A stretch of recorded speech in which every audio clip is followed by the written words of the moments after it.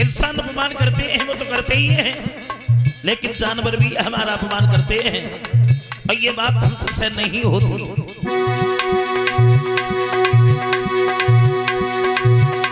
सुनता हूँ जो प्राणी अपने जीवन में पुत्र नहीं पाते हैं, बेशेम नरक में जाते हैं और पुरखों को ले जाते हैं।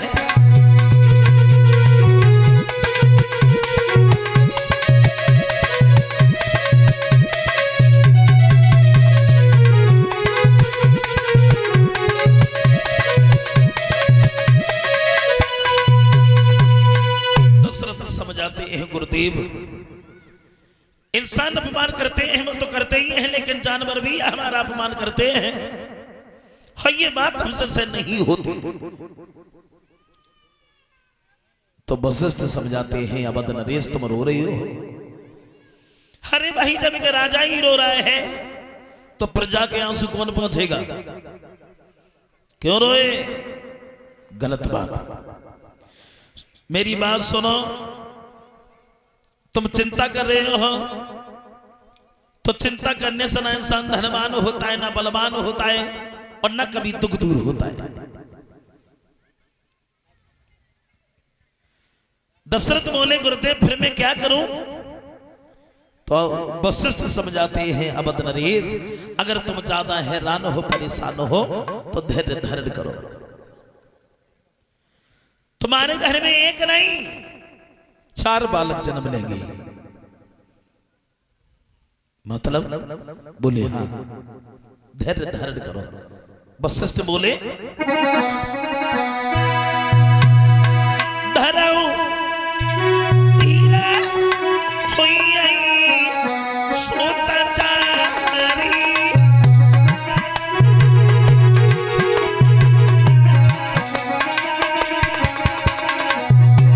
हमारी बात पर विश्वास करो अवध नरेश, तुम्हारे घर में एक नहीं 4 बालक जन्म लेंगे और तुम धैर्य धारण करो।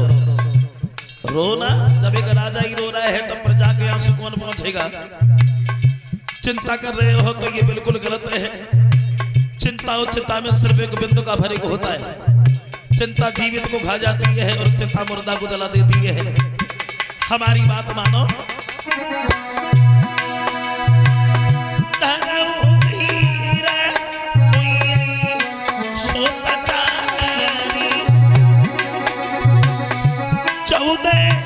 भुवन सकल भयहारी,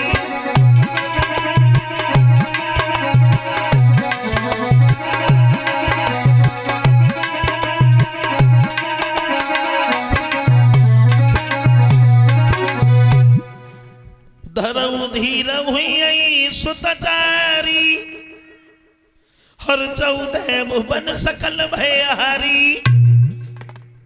अवध नरेश तुम्हारे घर में एक नहीं 4 बालक जन्म लेंगे। घर में श्रृंगी ऋषि को बुलवाओ, हर्ष में यज्ञ रचवाओ। हमारी बात पर विश्वास करो अवध नरेश कि तुम्हारे घर में एक नहीं 4 बालक जन्म लेंगे। तो वशिष्ठ के कहने के आधार पर दशरथ ने घर में श्रृंगी ऋषि को बुलवाया और जब श्रृंगी ऋषि को बुलवाया है 1 साल तक तो अश्वमेध की यज्ञ चला और 3 दिन तक पुत्र हुआ। और जब वो यज्ञ हुआ तो अग्निदेव खुश होकर के प्रकट हो गए, लेकिन खाली हाथ नहीं आए। एक हाथ में खीर का कटोरा लेकर के अग्निदेव प्रकट हो गए। अब वशिष्ठ बोले हैं अवध नरेश ये खीर तुम्हें तीनों रानियों में बांटनी है। कैसे बांटनी है भैया वो तुम जानो। तो दशरथ ने वो खीर तीनों रानियों में बांटी। कैसे बांटी? तो वो गोस्वामी तुलसीदास जी बोल पड़े कि दशरथ ने वो खीर तीनों रानियों में बांटी। कैसे बांटी? तो समझाते हुए तुलसीदास जी बोले हैं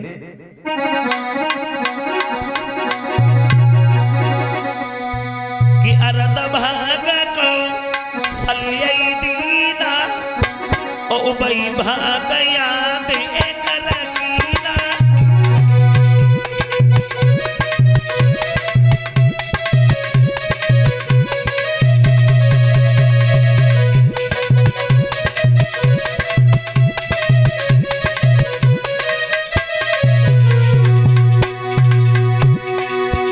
दशरथ ने वो खीर तीनों रानियों में कैसे बांटी, कैसे बांटी? तो गोस्वामी तुलसीदास जी बोल पड़े कि दशरथ ने वो खीर तीनों रानियों में कैसे बांटी है, कैसे बांटी है? तो बोले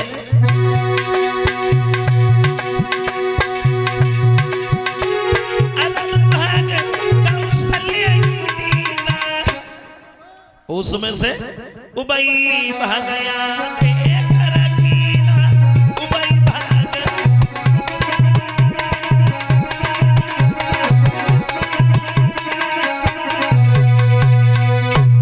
अरद भाग कौशल्य दीना, रुबई भाग आधे करकीना। आधा भाग कौशल्या को दे दिया, अब बचा आधा, तो आधे में से सुमित्रा और कैकेयी को दे दिया। कौशल्या ने सोचा है कि हमारे पास खीर ज्यादा आ गई है और सुमित्रा तो छोटी है, इसे खीर ज्यादा मिलनी चाहिए, तो कौशल्या ने अपने में से आधा भाग सुमित्रा को दे दिया। अब सुमित्रा के पास में 2 भाग पहुंच गए। इस तरह दशरथ ने वो खीर तीनों रानियों में बांटी। इधर रावण कुंभकर्ण मेघनाद जैसे जब अत्याचार करने लगे हैं तो सब देवता भगवान के पास जाकर के अनुरोध करते हैं, तो भगवान बोले घबराओ नहीं, हम अवश्य आएंगे भूतल पर। देवता सब अनुरोध करने लगे हैं, दीनबंधु हमारी टेर सुनो। देवता सब बोले तेरा सुनाई तकारी, हर मो पे भीड़ परी अति भारी, तेरा सुना।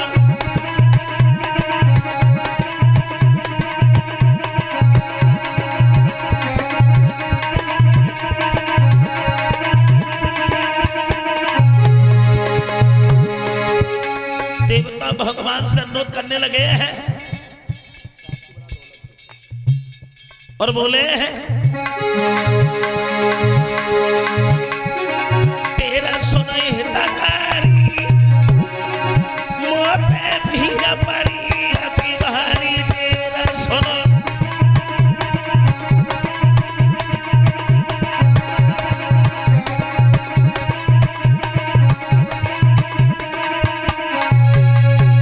देवता जब भगवान से अनुरोध करते हैं तो भगवान बोले घबराओ नहीं, हम अवश्य आएंगे भूतल पर। धीरे धीरे जब समय व्यतीत हुआ अयोध्या में, समय व्यतीत होने के तत्पश्चात में वशिष्ठ की कई वही बात सामने नजर आने लगी है।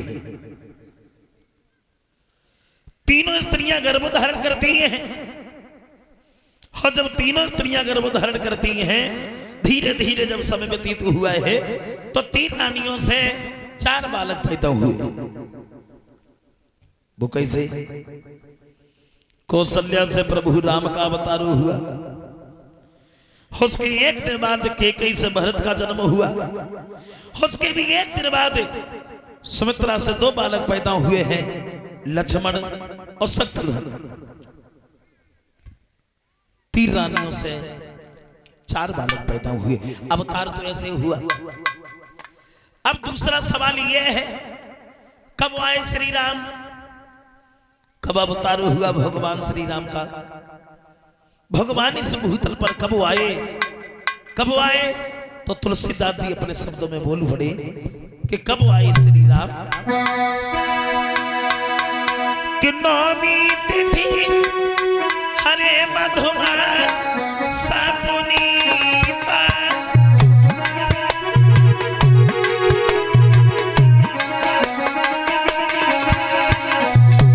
कब अवतार हुआ भगवान श्री राम का, भगवान इस भूतल पर कब आए? तो तुलसीदास जी बोल पड़े हैं,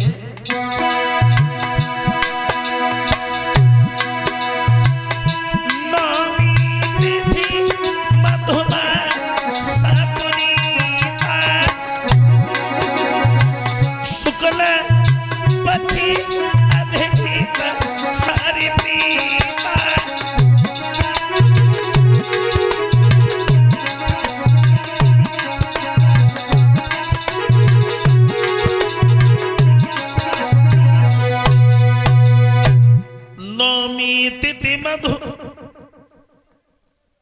मां सपुनीता नौमी को, कौन सी नौमी को?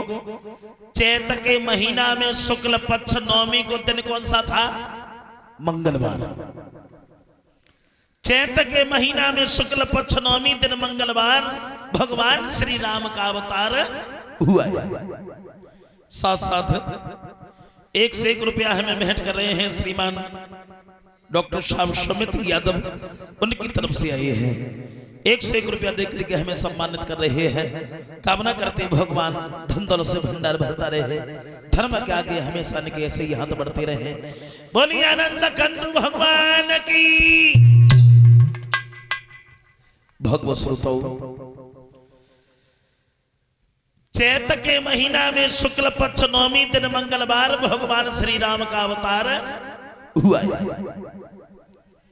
अब तुलसीदास ये भी बोले हैं कि कितने टाइम पर अवतार हुआ भगवान श्री राम का? 12 बजे हुआ कि 1 बजे हुआ कि 1:30 बजे हुआ कि 2 बजे हुआ? तो तुलसीदास घड़ी का टाइम नहीं बताए पाएंगे कि पहले घड़ी चलती नहीं थी, लेकिन फिर भी तुलसीदास जी बोले हैं कितने टाइम पर अवतार हुआ भगवान श्री राम का, कितने टाइम पर? तो तुलसीदास जी समझाते हुए बोले कि मध्य दिवस सीता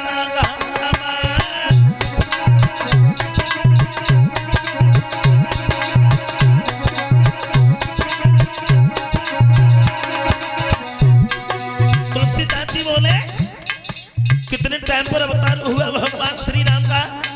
तो तुलसीदास घड़ी का टाइम नहीं बता पाए, लेकिन फिर भी तुलसीदास जी बोले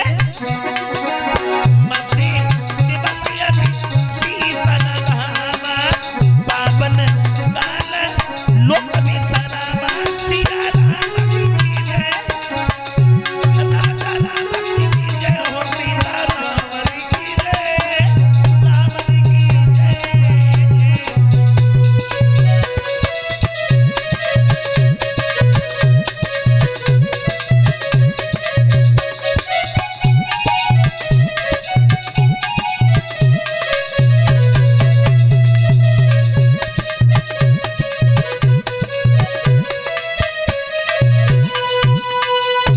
मध्य दिवस अति सीतन घामा।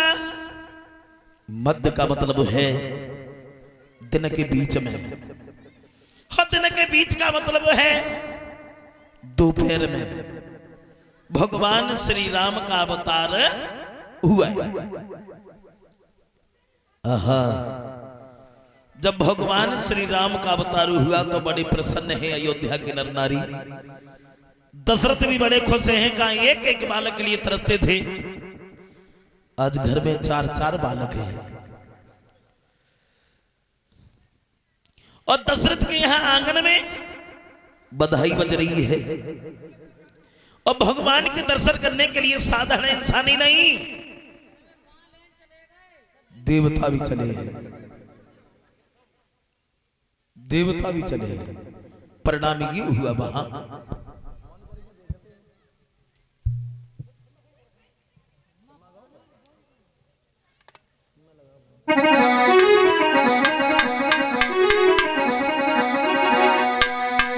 भगवान के दर्शन करने के लिए साधारण इंसान ही नहीं, देवता भी चले।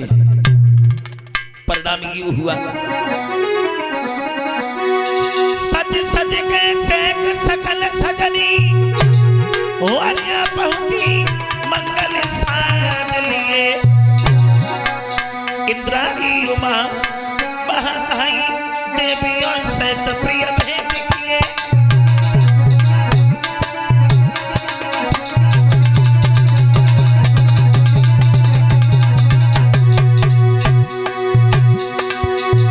अवतार जब हुआ भगवान श्री राम का, बड़े प्रसन्न हैं अयोध्या के नर नारी।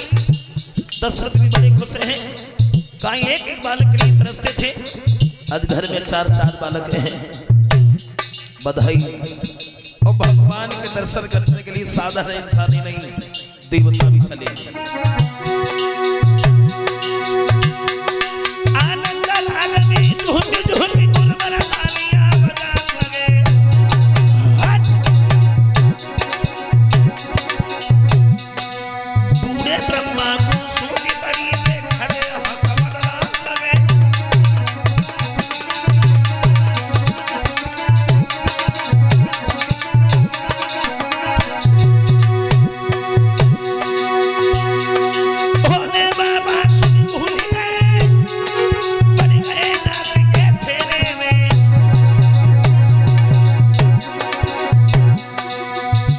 उसको मारे तक लगी रहो जा सुरमंडल के घेरे में।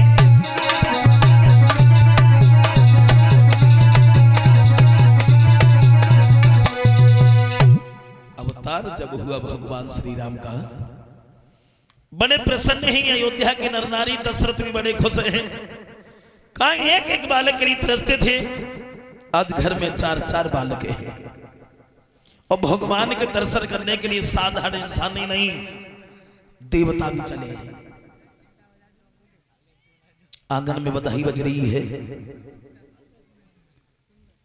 गीत गब रहे हैं।